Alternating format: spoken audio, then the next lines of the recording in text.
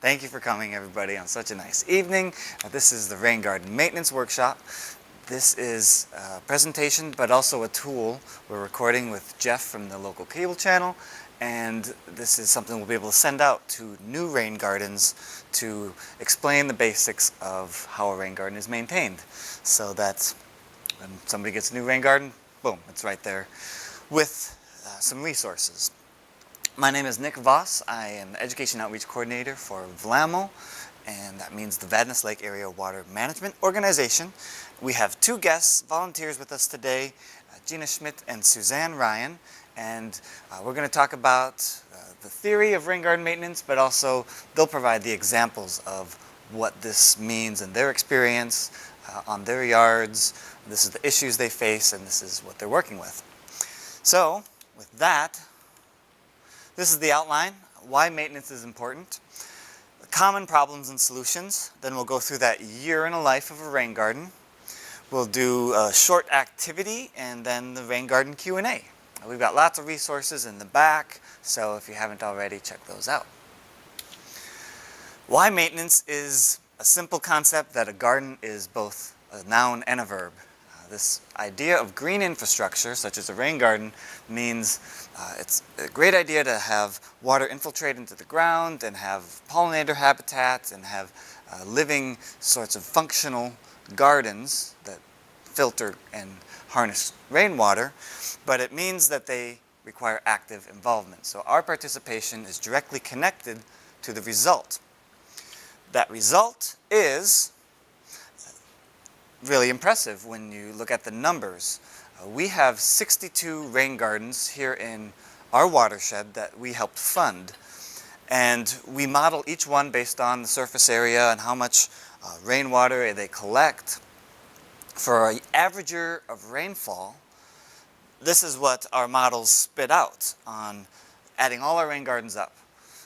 That means this 10.23 acre feet is about 3 million gallons. The particulate and dissolved phosphorus are each about 4 and 3 pounds. The particulate is phosphorus that's attached to particles in water. The dissolved is beyond the particles. It's something that's free floating in the water body. Together those equal something we call total phosphorus. That's usually the measurement, but our models differentiate. They put them separately. 1 pound of phosphorus can make up to 500 pounds of algae. So that's a small 3 pounds, but what our stormwater projects are doing, these rain gardens are doing, are harnessing a lot of nutrients in terms of what they can do to a water body. And suspended solids, that's over 1,000 pounds a year. So that means the more our rain gardens work, the more we get these numbers to improve our water quality. We also know our chaotic trend of Minnesota winters and what that can mean for a rain garden. It can be disaster. So this picture here at the top is a rain garden in our watershed. This is what it looked like this spring. And snow, a lot of dirt, sediment, leaves. It looks like an eyesore, but with some maintenance, it can really look great. So it often takes a community, it takes people knowing enough about the rain garden to be able to walk around and pull weeds and lay mulch and give it some time, tender loving care. So here are the common problem solutions. When it comes to aesthetics, that's most often weeding. So that's creates a garden confusion. All these weeds might look chaotic. What am I going to do here? So we recommend simplify your planting and plant in massings. If it's a mass of plants, it looks like it's supposed to be there, and the chaotic structure of weeds, a scattered effect would be obvious. And it's okay to change around your planting. If it has to work that way, it might be sad to take some things out, but we want it, first and foremost, to work. The plugs might die. Water plugs frequently, so especially in the first year, that frequent watering takes about 1 inch a week. Too many weeds the mulch should be at 3 inches for the first few years. If you're having too many weeds, that could be a sign that it needs more mulch. Mulch breaks down about 1.5 inches a year, so I like to say there's this fingertip to knuckle. If your mulch is about that deep, it's going to be a thick mat to be able to block out. And we use shredded hardwood mulch so that it creates that interlocking mat. We have edging as a really important part of a garden. It's commonly missed. If the edging isn't maintained, more seeds, more grasses can creep in from the sides. So we say it's most important to mow the perimeter away from the rain garden and keep that solid edging in place. In extreme cases, we have to start over. That means clearing mulch, lay fabric or sometimes plastic around plants to have a last resort of a layer underneath that mulch to block the weeds. Or sometimes we dig out the plants, excavate the soil underneath that would remove the seed bank of the weeds, and then you can start fresh with new soil. That's a very extreme case with a garden that's been neglected for years. So I haven't seen that in my experience. So we'll talk about Gina's garden, and here's a picture of the construction. And she has lots of plugs and experiences with that, and that's what her garden looks like today. When it comes to function, it's possible that there's too much sediment and debris coming into the garden. If that looks like it's suffocating the garden, it's a sign that everything built up too much. So small incremental cleaning would be the resolution for that. We say it should just be done at least twice a year so that next year's stuff doesn't pile on top. You can experiment with structures. A Raingarden is a picture I'll show later, a box at the inflow of a rain garden that organizes, consolidates that sediment so it makes it easier to dig out and it doesn't get into the planted area. Experiment with different types of flagstone and trap rock. Different arrangements can make things more convenient for you. And if it's a red alert, the rain garden or parts of the rain garden will no longer infiltrate. So that means use that 48-hour mark. If it's longer than that, then there's some sediment issues. Something probably needs some excavation and some heavy digging out to remove that sediment. Sometimes the certain trees will be able to grow in this messy sediment that the plants that are supposed to be there won't like. Box elder, green ash, Siberian elm is another one. If those trees start taking over, that's another red alert. Or if you can't find the original plants, then you've got a lot of organizing to do. So in terms of function, we'll talk about Suzanne's rain garden. It's a great example of an area that's a planted ditch and the neighborhood's sort of having some issues in drainage, and we'll talk about her story with that. So once it's early spring, this is our year of a life in a rain garden. The early spring is a time to cut back the winter stand, cut it back a few inches from the ground, and strategy there in the fall is to flag the plants that you want so that come spring, when you can't identify them as easily, you know exactly where to go. Also in spring is when it's the messiest in terms of sediment. So trash, dirt, salt, sand from the winter will accumulate. If your rain garden drains in from a street, then it would be the messiest, and we advocate that that is disposed as trash. That's not something you want in a rain garden because it picks up salt, oil, any kind of brake dust, things that go along the street.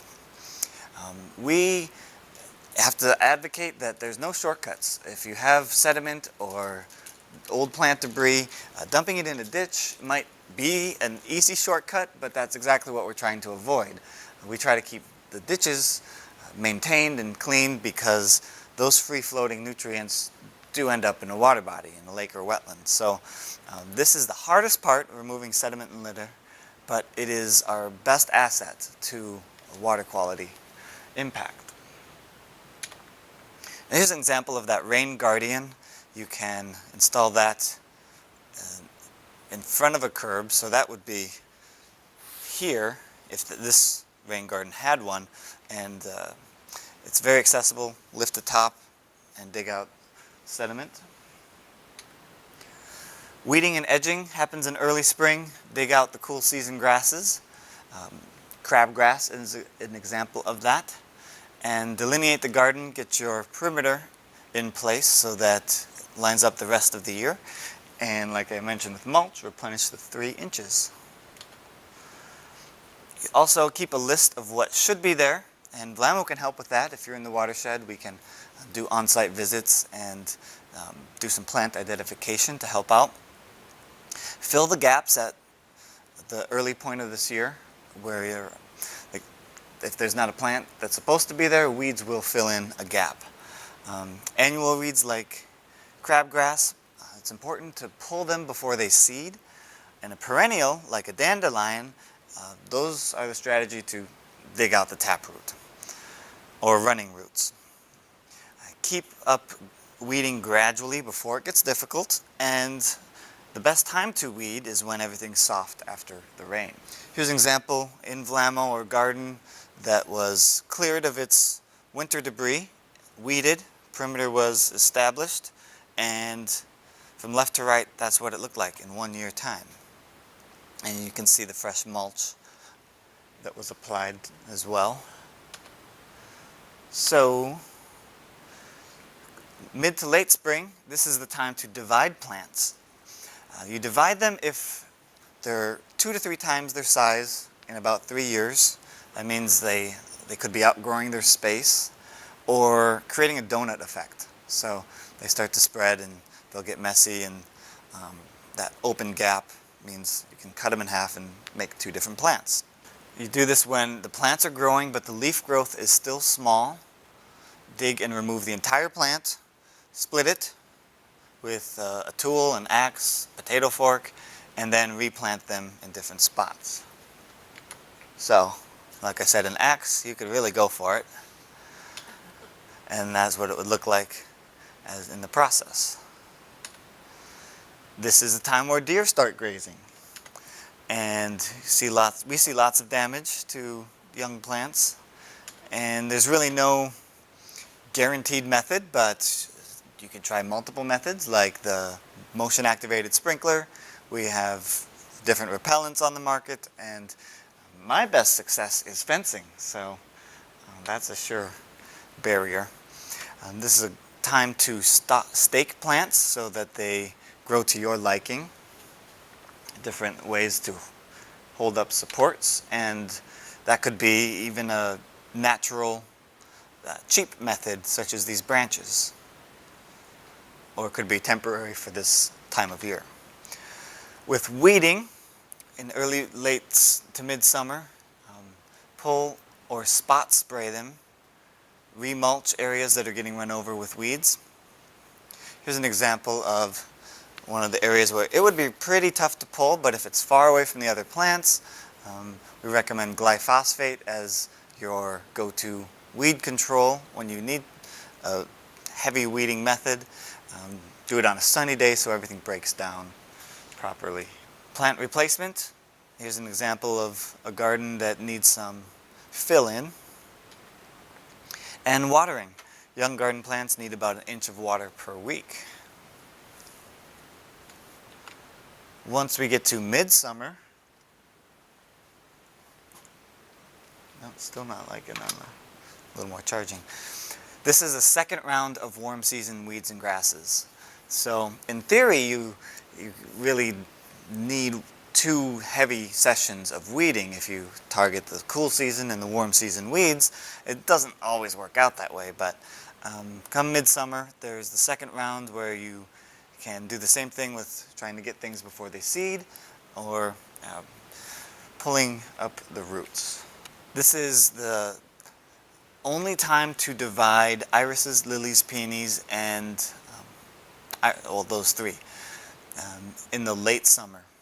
This is when you also would flag plants that need dividing, because it's too late to divide them, but come spring, you'll be able to identify without seeing the plant in its full growth that that was a plant to be divided. So It's really creating that relationship with the garden so that you know what's coming up, setting yourself up for 6 months down the line, thinking ahead. Late summer is a great time for decorative bouquets. You can be really artistic with that. And it's the time for seed collection. Ripe seed is hard, dry, and can't be punctured with a thumbnail. So this would be more of an advanced gardening technique. If you want to be familiar with those plants and be able to tell them from weeds, it can be a great way to keep up that regrowth and dispersal of plants within, say, a native planting or a larger rain garden. It's great to leave some standing because this creates that seasonal interest, some scenery, and provides habitat and food. Many insects will bore into dead plant material so that you can encourage that pollinator cycle, and they'll lay their eggs in the plants. Fall is often a forgotten time for watering. Water into the fall to keep adequate soil moisture, and during dry periods keep plants watered until the ground freezes. So that goes for trees and shrubs. Winter is when pesky rabbits will be on the prowl. I have a lot of success with these garlic pins, but you could also do a relocation or fencing method.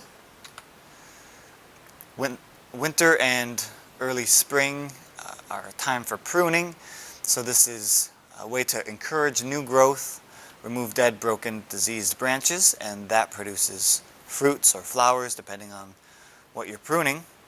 And remove suckers at this time. So the suckers are the sprouts that will come from the bottom and kind of grow on the side. With pruning, typically when the plant is dormant, use the hand pruner or loppers and make a clean angle.